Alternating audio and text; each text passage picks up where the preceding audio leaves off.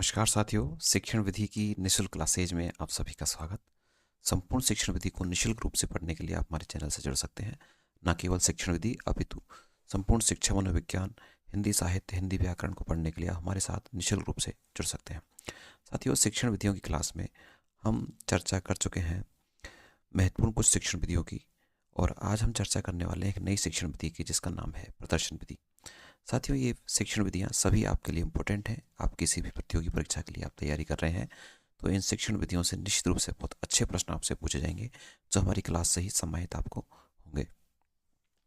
साथियों, प्रदर्शन विधि की बात करें, प्रदर्शन का मतलब होता है अपना जो कार्य है उसको किसी चीज़ को दिखाकर करना। यानी कि मान लीजिए हमें बालक को कोई चीज़ समझानी है, कोई विषय वस्तु हमें बालकों को समझानी है, तो उस विषय वस्तु को समझाने के लिए हम उस विषय वस्तु को ही या उसका कोई मॉडल या उसका कोई प्रतिरूप हम बच्चों के सामने रखें ताकि बच्चे उसको देख सकें और उसमें इंटरेस्ट लेकर सीख सकें। यह जो विधि अपनाई जाती है उस विधि को कहा जाता है साथियों, कौन सी विधि? प्रदर्शन विधि के नाम से उसे जाना जाता है। देखिए, चर्चा करेंगे हम बारी बारी से एक तथ्य की। किसी घटना को दृश्य के रूप में प्रस्तुत करना तकनीकी भाषा में प्रदर्शन कहलाता है। यह सीधी सी बात है। कोई घटना है, कोई विषय वस्तु, और उसको हम सामने बच्चों के सामने साक्षात प्रस्तुत करते हैं तो उस मेथड को उसको क्या कहा जाता है? उसे कहा जाता है प्रदर्शन विधि कहा जाता है। वस्तु का चित्र बनाकर भी उसे शब्द का बोध कराया जा सकता है। जैसे मान लीजिए हमें बच्चे को फैन के बारे में बताना है, बच्चे को फैन के बारे में बताना है। अब ये फैन के बारे में बताना है तो इसका चित्र या तो बच्चों के सामने हो या बच्चों के सामने फैन को ही दिखाई दीजिए। हमें बच्चों को ताजमहल के बारे में बताना है तो ताजमहल का प्रतिरूप हम बच्चों को सामने दिखाएंगे तो बच्चे ज़्यादा उसमें इंटरेस्ट लेंगे। इस विधि में शिक्षक कुछ प्रयोगों, उपकरणों एवं उनकी कार्यविधि का प्रदर्शन करता है, यानी कुछ ना कुछ सहायता लेकर जो है शिक्षक बच्चों के सामने अपनी विषय वस्तुओं को प्रस्तुत करता है। यह कैसी विधि है साथियों? मनोवैज्ञानिक विधि है। ये आपको ध्यान रखना है। ये प्रश्न पूछा जाएगा, ये विधि कौन सी है? मनोवैज्ञानिक। प्रश्न इसमें से किस तरह से पूछा जाएगा? आपको 4 विधियों के नाम दिए जाएंगे और 4 विधियों में से आपसे पूछा जाएगा कि निम्न में से कौन सी मनोवैज्ञानिक विधि नहीं है। तो आपको उन सभी विधियों के बारे में पता होना चाहिए जो मनोवैज्ञानिक है। तो मनोवैज्ञानिक विधि के लिए क्या क्या चीज़ें होनी चाहिए, इसके लिए पिछले वीडियो को आप देखिए, मैं आपको वहाँ बता चुका। देखिए, तो मनोवैज्ञानिक विधि में खासकर वो बातें आती हैं जिसमें बालक स्वयं सक्रिय रहता है, जिसमें बालक कुछ सीखने का प्रयास करता है, बालक स्वयं कोई एक्टिविटीज करता है। उस विधि को बताओ कौन सी विधि कहा जाता है? मनोवैज्ञानिक विधि कहा जाता है। जिसे देखकर स्थायी ज्ञान हमें प्राप्त होता है वो विधि मनोवैज्ञानिक कहलाती है। ऐसी जो कुछ भी विशेषताएं जो मैंने आपको बताई है, ये अगर किसी भी विधि में आपको मिलती है तो विधि कौन सी कहलाएगी साथियों? मनोवैज्ञानिक विधि वो कहलाती है। इस विधि में छात्र प्रतिक्रिया को देखकर उसके संबंध में वास्तविक ज्ञान प्राप्त कर लेता है। जिस चीज़ को देखेगा उसके बारे में ज्ञान प्राप्त कर लेगा, सिंपल सी बात है। यह विधि, ये भी इंपॉर्टेंट फैक्ट है, इसको भी आप इंपॉर्टेंट ला कर लिखिएगा। छोटी कक्षाओं के लिए विधि अत्यंत उपयोगी मानी जाती है। ये जो प्रदर्शन विधि है साथियों, ये छोटी कक्षाओं के लिए यानी प्राथमिक कक्षाओं के विद्यार्थियों के लिए बेहद उपयोगी है, क्योंकि इस एज के जो बालक हैं वो अधिक रुचि लेते हैं। बताओ किस में? जो चीज़ प्रदर्शित की जाती है, प्रदर्शन में बालक अच्छी रुचि लेते हैं। छोटी कक्षाओं में बालक की जो समझ होती है, अगर किसी चीज़ को हम दिखाएंगे तो ज़्यादा अच्छे से उसको कैच करने का प्रयास करेगा, ज़्यादा अच्छे से उसको सीखने का प्रयास करेगा। तो यह विधि छोटी कक्षाओं के लिए अत्यंत उपयोगी है और बालक प्रदर्शित क्रियाओं में क्या लेते हैं? अधिक रुचि लेते हैं, इसलिए इस विधि को छोटी कक्षाओं या प्राथमिक कक्षाओं के लिए उपयोगी माना गया है। आगे हम कुछ और महत्वपूर्ण तथ्यों की बात करेंगे। देखिए,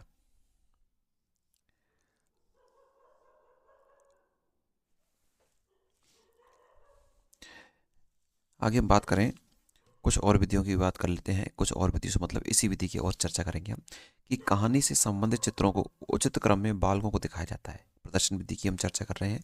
क्या है इसमें कि कहानी से संबंधित, यानी कि हम बालक को कोई स्टोरी पढ़ा रहे हैं तो स्टोरी से संबंधित जो भी चित्र आ रहे हैं, जो पिक्चर हमें आ रही है, उन पिक्चरों को बालकों के सामने दिखाया जाता है, जिससे बालक उन चित्रों को देखकर अपने निरीक्षण के आधार पर कुछ सीख सकते हैं। यानी कि कहानी को सिखाते समय, पढ़ाते समय बालक उस कहानी में जो भी चरित्र चित्रण हो रहा है, उस कहानी में जो भी विषय वस्तु प्रयोग में लाई जा रही है, उस विषय वस्तु से संबंधित चित्र अगर बालकों के सामने होगा तो बालक उस कहानी में, उस विषय वस्तु में अच्छे से रुचि लेंगे। प्रदर्शन विधि साहित्य शिक्षण में कम किंतु विज्ञान शिक्षण में सर्वाधिक उपयोगी है।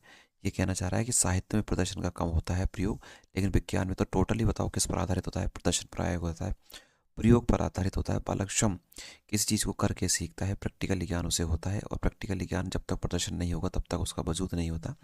इसलिए साहित्य की अपेक्षा विज्ञान शिक्षण में इस विधि का सर्वाधिक प्रयोग किया जाता है।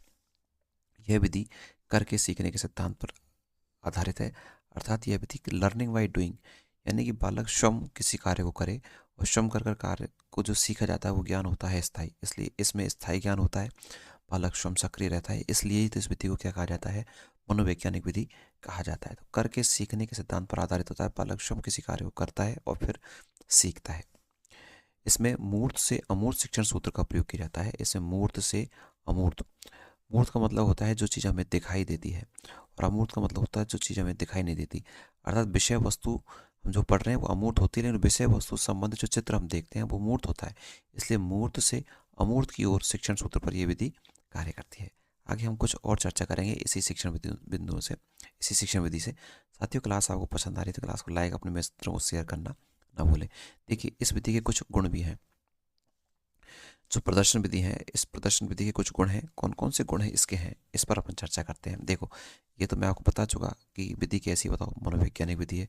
मनोवैज्ञानिक विधि कौन कौन सी विधि होती है, जिसमें बालक स्वयं सक्रिय होता है। जिसमें बालक क्या होता है साथियों, स्वयं सक्रिय होता है। साथ में जो सीखा हुआ ज्ञान है वो कैसा होता है, बताओ, स्थायी ज्ञान होता है। जिस कार्य को करने में बालक, बताओ, क्या ले, रुचि ले। जिस कार्य को करने में बालक क्या ले, बताओ, रुचि, जिससे बालक की जो सृजनात्मक क्षमता है वो बढ़े। ऐसी सारे जो मेथड होते हैं, सारी जो शिक्षण विधियाँ होती है, वो विधि बताओ कौन सी होती है, मनोवैज्ञानिक विधि होती है। साथ ही कौन सी विधि होती है, वो सारी विधि मनोवैज्ञानिक विधि। तो आपको इन चीज़ों का ध्यान रखना है। कुछ विधि मनोवैज्ञानिक होती है, जैसे हमने पढ़ी थी व्याख्या विधि। तो व्याख्या विधि मनोवैज्ञानिक होती है क्योंकि उसमें शिक्षक सक्रिय होता है, विद्यार्थी सही नहीं सक्रिय नहीं होते। इसलिए मनोवैज्ञानिक विधि में किसका सक्रिय होना आवश्यक है, स्वयं विद्यार्थी का सक्रिय होना आवश्यक है। इसमें विषय वस्तु का अच्छी तरह से स्पष्टीकरण होता है, अच्छे से विषय वस्तु को स्पष्ट किया जाता है, चित्रों के माध्यम से, डायग्राम के माध्यम से, या साक्षात उस विषय वस्तु को लाकर प्रदर्शन करके विषय वस्तु को अच्छे से स्पष्ट इस विधि में किया जाता है। इस विधि में अध्यापक और विद्यार्थी दोनों ही सक्रिय होते हैं। वेरी गुड, ये तो और भी अच्छी बात है। इसमें अध्यापक भी सक्रिय रहता है और बताओ कौन भी सक्रिय रहता है, विद्यार्थी, दोनों ही सक्रिय होते हैं। इस विधि का सर्वश्रेष्ठ गुण माना जाता है, क्योंकि अध्यापक विषय वस्तु को प्रदर्शित करेगा और विद्यार्थी उस विषय वस्तु को देखकर सीखेगा, तो इसलिए दोनों ही, बताओ, क्या होते हैं, एक्टिव होते हैं, सक्रिय रहते हैं। इस विधि से प्राप्त ज्ञान स्थायी होता है। देखो, मैंने आपको एक ही लाइन में सारी चीज़ बताई थी और वही चीज़ अलग अलग आ रही है। तो कहने का मतलब ये है, टोटली इसका मूल ये है कि बालक स्वयं सक्रिय रहे, बालक का ज्ञान स्थायी हो, बालक की रुचि बढ़े, बालक में सृजनात्मक क्षमता बढ़े। ऐसी उन विधियों को मनोवैज्ञानिक विधि कहा जाता है। और साथियों, कई बार एग्जाम में इस मनोवैज्ञानिक शब्द से प्रश्न आपका पूछा जाता है। यह विधि छोटी कक्षाओं के लिए काफ़ी लाभदायक है, पहले हम पढ़ चुके हैं, क्योंकि बालक प्रदर्शन में अधिक रुचि लेते हैं। ये तो कुछ गुण थे, बताओ कौन सी विधि के, प्रदर्शन विधि के गुण के, प्रदर्शन विधि के। और इसके कुछ दोष भी हैं, तो उन दोषों की चर्चा कर लेते हैं। इस विधि के गुण ज़्यादा हैं, दोष कम है, तो सामान्य जो दोष हैं एक दो, उनकी भी चर्चा हम करेंगे। साथियों, क्लास में आप सभी को आपके सारे डाउट्स क्लियर होंगे। आपके जो भी डाउट्स रहते हैं उनको आप नीचे कमेंट्स बॉक्स में हमें बताएंगे, है ना। तो प्रदर्शन विधि के गुण तो हमने पढ़ने के बाद प्रदर्शन विधि के दोषों के बारे में अपन चर्चा कर लेते हैं। चलिए, प्रदर्शन विधि के कुछ गुण और रह रहे हैं, इनकी ओर चर्चा कर लेते हैं। देखिए, यह विधि छात्र को प्रत्यक्ष ज्ञान देती है, हमने देख लिया। इससे प्रयोगात्मक प्रवृत्ति का विकास होता है, ये बात हमने देख ली कि प्रदर्शन के माध्यम से बालक स्वयं करता है और करके सीखता है। छात्रों का मानसिक विकास भी इसमें होता है। ये सारे तो इसके थे गुण, इससे पहले की स्लाइड में हमने देखा और इसमें भी देखा। ये सारे मनोवैज्ञानिक गुण थे, अर्थात प्रदर्शन विधि के गुण थे। कुछ दोषों की चर्चा भी हम करेंगे। देखिए,